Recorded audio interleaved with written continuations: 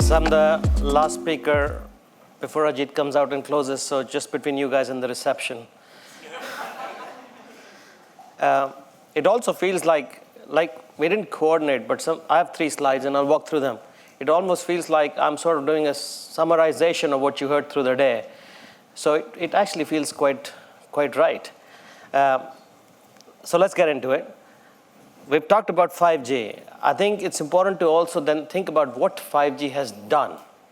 What has happened in the era of 5G? So on the slide, what you will see is the global traffic. And this is the traffic that we see across several segments. And this is on 5G. So you see from 24 to 2034, the traffic continues to rise. And it goes from about 1,000 exabytes to about 2.5 exabytes. And what's the most interesting part in this slide? We all know traffic's growing. We all watch a lot of video. But it's the top 3. The traffic, which is traditional traffic, is not growing as much, is what you see. And you've heard this, this one, word called AI, I'm sure, a lot of times today. It's the top 3 that are being driven by AI. And Senator Cruz was here. I was listening to him backstage.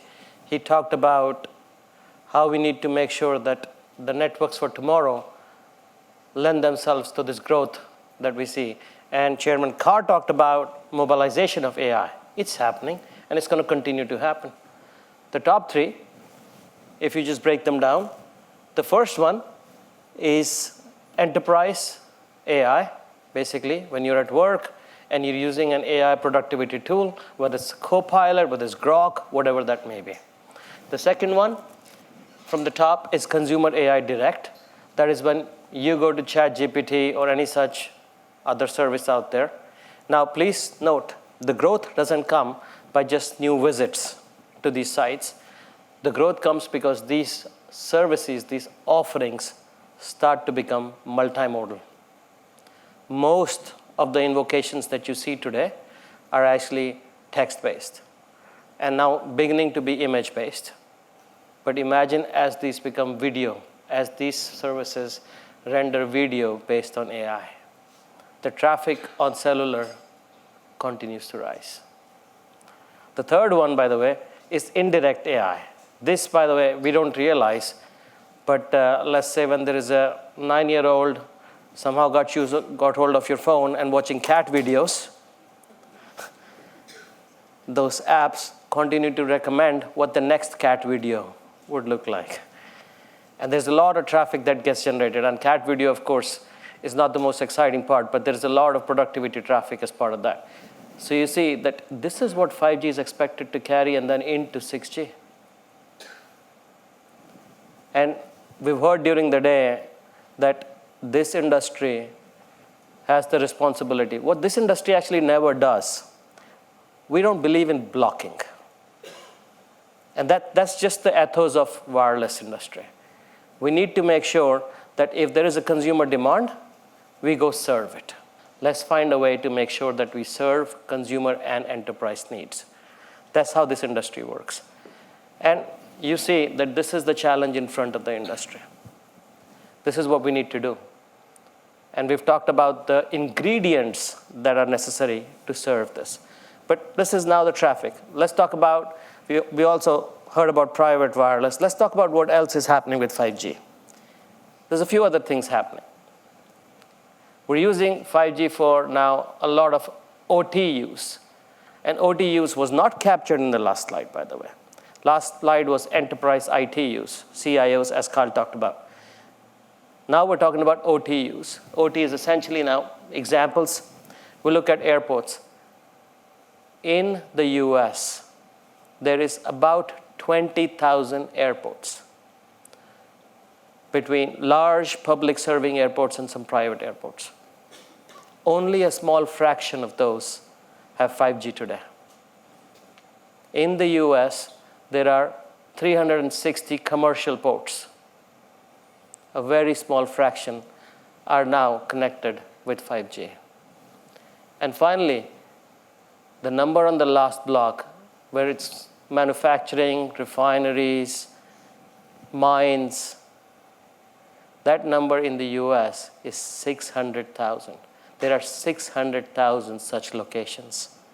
And these are not consumer, oh, there's no call connection where I live or in my office. These are OT sites. OT meaning operational technology sites. Almost 20,000 airports, nearly 400 ports, and 600,000 manufacturing, refinery, mines, and such. This is what 5G is now slowly but surely connecting. And we have connected a few. We put some examples on the slides. Miami International Smart Airport. They've actually put IoT sensors and telematics across the airports. They want to make sure the jet bridge is there when the plane's about to come. They want to make sure the baggage belts are ready when the baggage is about to come out. The ticketing is connected. And they've actually 5G connected the whole airport. And you see the productivity, 90% increase in worker collaboration. By the way, when we do this private wireless, we have to think about why. Industrial Ethernet was mentioned. A lot of the sites on the right are connected through industrial Ethernet or Wi-Fi. But when you go 5G, what do you get? And it's very simple 3 parameters that you have to look out for. Productivity, efficiency, and safety. Can I do more with what I have? That means, can I be more productive when I put 5G on my site? Can I do the same with less? That means, can I be more efficient? And can I make sure that the workers on site are safe? Can I increase the safety quotient of the workers on the site? And those are the stats. Early times, of the numbers I gave you, less than 10% are connected today. But we start to see a very legitimate reason that the world of 5G has to go beyond consumer into enterprise and OT. What is important, by the way, is when a CIO of a factory floor decides to 5Gify their site, they need to see a return on investment.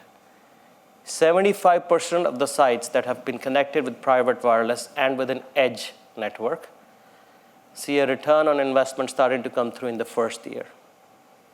100% of them see it in the second year. So this is real, guys. This is the promise of 5G finally coming through. Now the tech is also coming through. I do want to talk about what is needed, by the way. And when we talk about the needs of the industry, there are 5 important ingredients.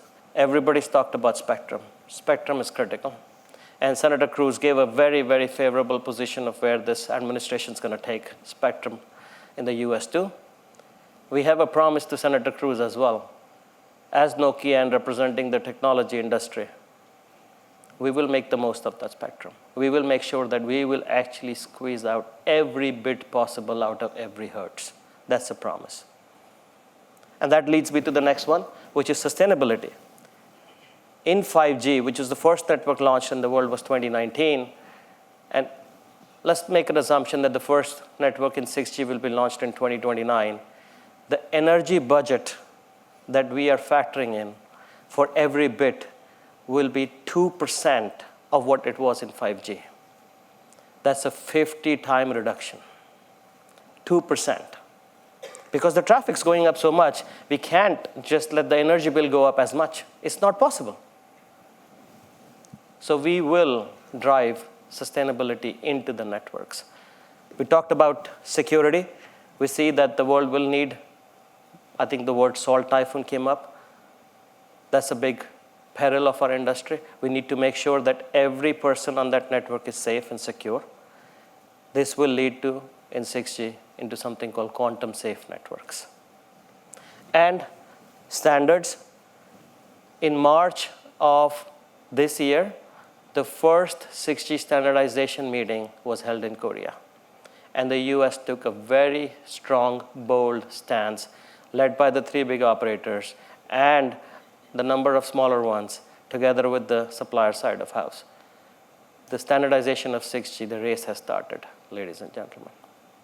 And finally, I cannot close a presentation without talking about AI. It would sound odd these days. Where I want to leave you guys with AI is There's AI in 4 forms. There's AI for the networks. There's AI in the networks. There's AI riding on top of the networks. And then there is the mobilization of AI. That means the networks of the future will be built for AI. They will be built with AI inbuilt. Operations of networks will move to AI. And these are AI networks. These are organic AI networks. In 6G, the air interface moves completely to AI. The network does not need to know how your device is doing. It figures it out using a certain pattern recognition it's used to. And that's the future we're targeting towards. That's where we're talking about we will squeeze every bit out of the spectrum that would be offered to us. Thank you so much.